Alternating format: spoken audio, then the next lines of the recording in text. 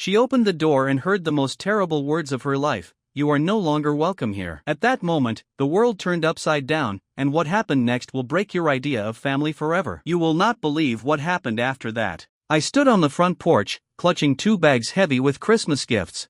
The cold air bit through my coat, but nothing compared to the chill that hit me when my mother's voice came from the slightly open door. "We don't want you here this year." At first, I thought it was some twisted joke. I laughed, nervously. Then my brother Jacob's voice cut in, sharp and cruel: "This is no place for losers. You're really starting to wear on all of us." My dad hovered in the background, eyes darting anywhere but at me, silent as ever. They meant it. I wasn't invited. I wasn't welcome. I swallowed the lump rising in my throat and nodded. "Fine. If that's how you feel." I turned away, heavy steps leading me back to my car, the bag still in my hands feeling like dead weight. Sitting alone in the driveway, staring at the gifts, a bitter realization settled in. I wasn't just some relative anymore, I was a loser, a burden they wanted to get rid of. But something inside me snapped. I wasn't going to be the charity case who kept handing out money and favors while getting nothing but cold shoulders in return. I wasn't going to be the invisible one. I was done. Over the years, I had done more than just help. I'd paid Jacob's mortgage when he hit hard times, covered his kids' school fees, bailed out his family when they needed it most. I was the one footing the bills while he lounged, expecting the world on a silver platter. And now I was the problem. The slacker, the loser, the one who didn't care enough. Jacob's wife, Kelly, sat quietly nearby, her eyes glued to the floor like she wished she could disappear.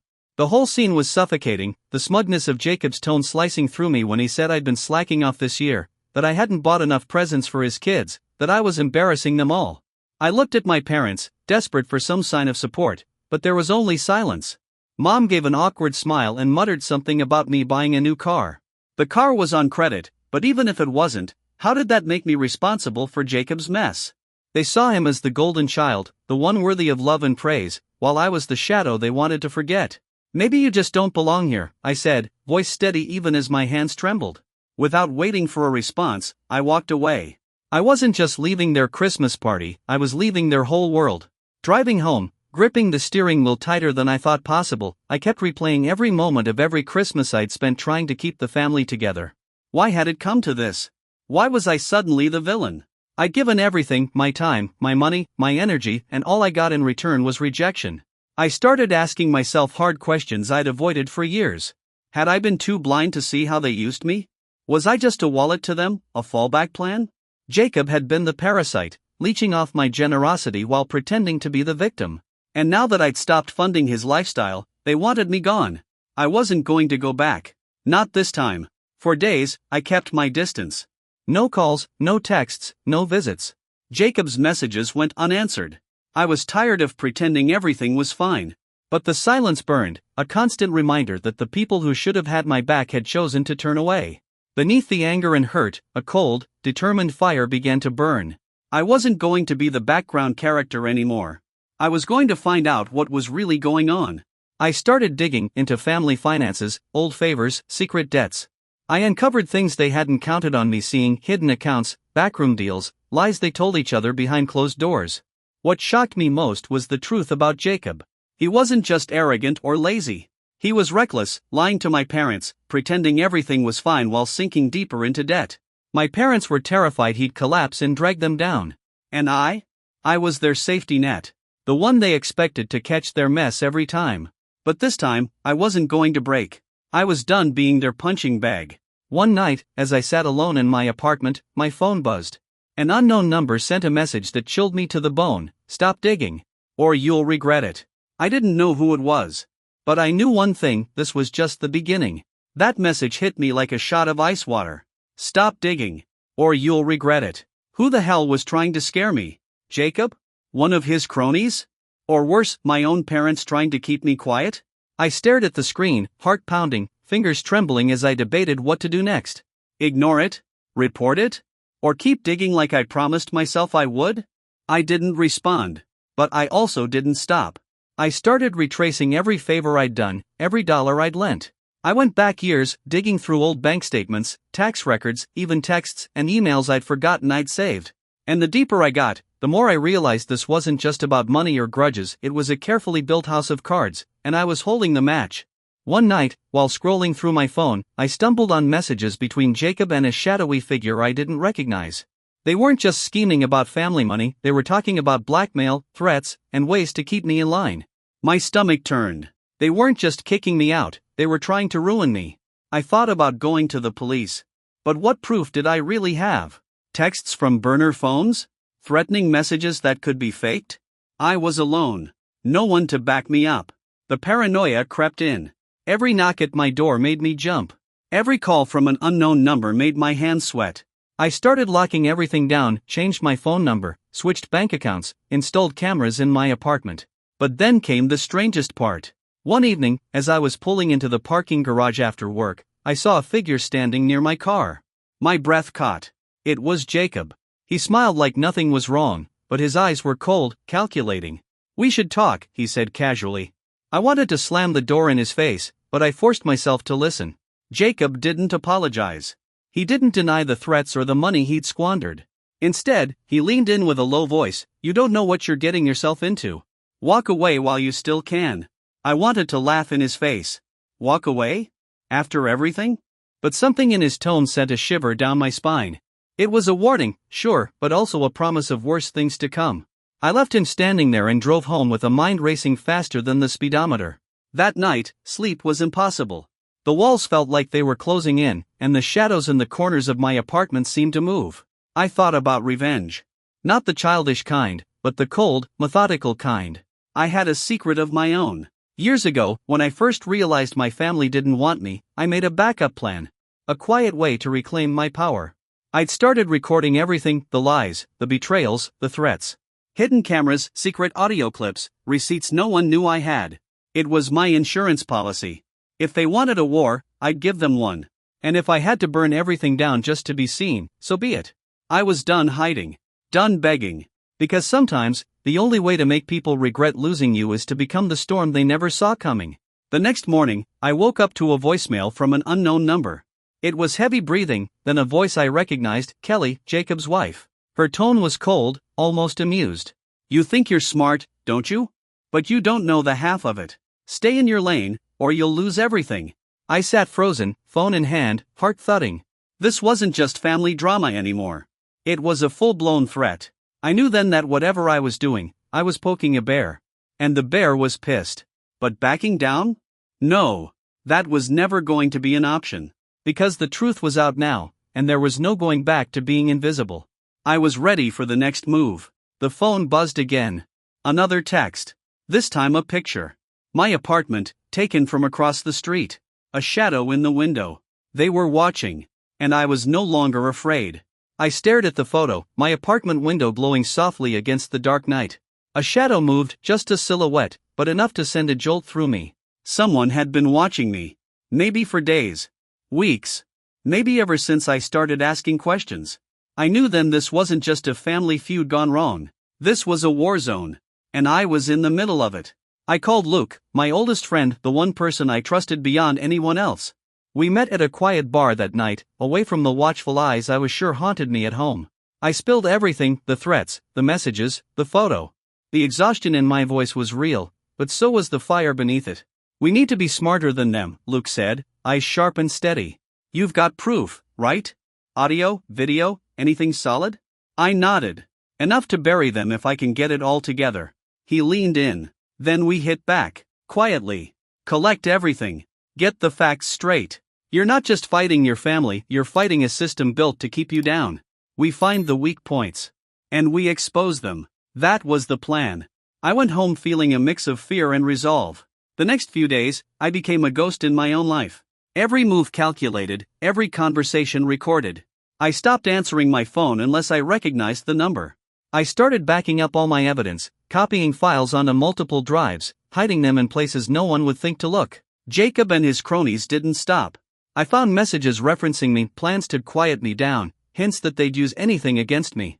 And then came the breaking point. One morning, I found my apartment door unlocked. I was sure I'd locked it the night before. I checked the place top to bottom.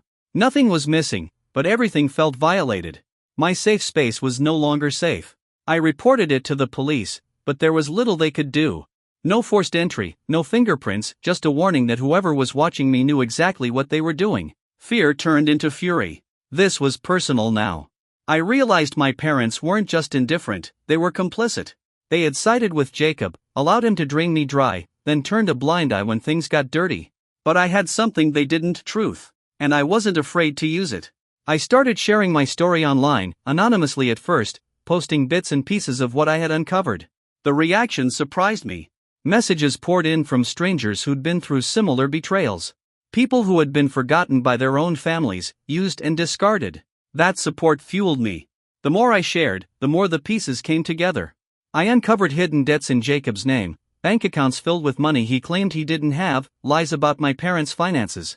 It was a web of deception. Then came the twist no one expected. One evening, I got a call from an old family friend, someone I hadn't heard from in years. She said she'd been quietly watching everything unfold and wanted to help. She revealed that she'd been collecting her own evidence of Jacob's reckless spending and manipulation. She warned me to be careful, though. Jacob was dangerous when cornered. The game was changing. Allies appeared in unexpected places. I was no longer alone. But the question was, how far would I go? Would I risk everything to bring them down? Or would this war destroy me first? The clock was ticking. And my family's darkest secrets were about to come crashing down. The air was thick with tension the moment I stepped into the dimly lit cafe to meet the family friend. She was nothing like the people I remembered, calm, poised, with eyes that carried a secret weight. As soon as I sat down, she slid a small envelope across the table. "Everything you need to know," she whispered. Inside were bank statements, emails, photos, proof of Jacob's lies, his reckless gambling debts, and most devastating, documents showing my parents had quietly backed him, funneling money to cover up his mistakes while ignoring me. I felt a sick mix of relief and rage. Relief because now I held the truth in my hands. Rage because my own family had sold me out. "We've all been trapped in their web," she said quietly. "But this? This can set you free." The next days were a blur of planning and paranoia. I changed passwords, moved funds, even started wearing different routes home. Jacob's shadow felt closer than ever. One night, my phone buzzed again. Another message from an unknown number: "We know what you're doing. Stop now, or there will be consequences." I didn't flinch. Instead, I sent back a single word: "Try." The retaliation was swift. My car was keyed overnight, a threatening note slipped under my door: "This is your last warning." But the fear that could have swallowed me was drowned by a new, sharper edge: defiance. With the family friend's help, I started leaking the evidence anonymously to those who could hold them accountable: lawyers, journalists, even tax authorities. Every secret exposed was a crack in their carefully constructed facade. And then came the phone call I never expected, my mother's voice, trembling, on the other end. "We need to talk. Please." For years, I had craved their approval, then I wanted them to regret abandoning me. Now, I wasn't sure what I wanted anymore. Was it reconciliation? Revenge? Or just to be free? I told her I would hear her out, but on one condition: I controlled the conversation. When we met, the facade of the perfect family was gone. Her eyes were filled with guilt, and for the first time, I saw vulnerability. She confessed everything: the favoritism, the lies, the fear of losing status if Jacob failed. I listened, not as the ignored child, but as someone who had finally claimed his power. I didn't forgive her that day. Maybe not ever. But I understood. Because sometimes, the deepest wounds come from those who should have loved you most. As I walked away from that meeting, I felt lighter but also more aware than ever that some battles leave scars that never fully heal. The war wasn't over, but I was no longer running. I was standing my ground. I remember the moment I realized the war I'd been fighting wasn't just against my family, it was against the idea of family itself, as I had known it. All my life, I'd been chasing a version of love and belonging that simply wasn't there. Not in the house I grew up in, not in the people who shared my blood. They never wanted me the way I wanted them. They wanted an image, a perfect version of family that didn't include me. When my mother finally called, her voice trembling and fragile, I felt a strange mix of anger and exhaustion. She begged for a chance to explain, to fix what had been broken. But I had changed. I wasn't the kid who'd begged for scraps of attention or stayed silent when they threw insults disguised as concern. I agreed to meet her, but I set the rules. I was in control. For the first time, I was going to listen on my terms, not theirs. The cafe where we met was quiet, the air thick with unspoken words. She looked older than I remembered, the weight of years and regret etched on her face. She told me about the years they'd spent trying to hold up the perfect family image, how my brother Jacob was the golden child not because he was better, but because they were afraid to lose him. She admitted how they ignored my sacrifices, how they enabled Jacob's reckless behavior out of fear and denial. She confessed to being complicit in the lies and the silences that had poisoned our relationship. And for the first time, I saw her not as a distant authority figure, but as a flawed woman trapped by her own mistakes. It wasn't a neat apology. It wasn't a promise that everything would be fixed. It was raw, messy, and painfully human. I told her I wasn't sure forgiveness was possible, not yet, maybe never. But I was willing to try understanding, even if it was just to heal myself. Walking away from that meeting, I felt a strange lightness, as if a heavy chain had loosened just enough for me to breathe. The battle wasn't over. Jacob's shadow still loomed large, and the wounds ran deep. But I had taken the first step toward reclaiming my story. I changed the locks on my apartment that night, not because I feared my family anymore, but because I wanted to lock out the past and protect the future I was building. Months passed. I rebuilt my life piece by piece, new job, new friends, a new sense of self that didn't rely on their approval. I found joy in small things, quiet mornings with coffee, long walks without looking over my shoulder, laughter that wasn't forced. One evening, as I was clearing notifications on my phone, a message popped up from an unknown number. It was short, simple, and somehow anticlimactic. "You win." I stared at it for a long time. No threats, no excuses, just those two words. Jacob. I didn't reply. I didn't need to. Because the victory wasn't about him. It wasn't about my parents or the past I'd endured. It was about me. The man who refused to be invisible. The man who walked away from the family that never wanted him. The man who finally understood that sometimes, the deepest betrayal teaches the greatest strength. I'm no longer their shadow. I'm my own light. And this time, I decide who gets to see it and who stays in the dark.